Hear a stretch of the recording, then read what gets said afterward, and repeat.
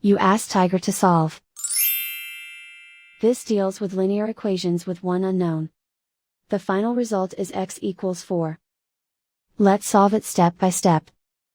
Simplify the expression. Multiply the fractions. Break up the fraction. Simplify the fraction. Find the greatest common factor of the numerator and denominator. Factor out and cancel the greatest common factor. Group all constants on the right side of the equation. Add 1 to both sides. Simplify the arithmetic.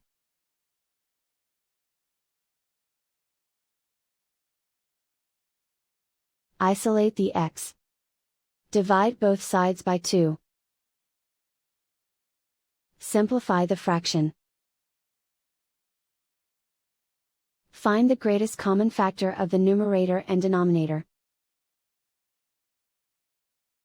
Factor out and cancel the greatest common factor. And so the final result is x equals 4.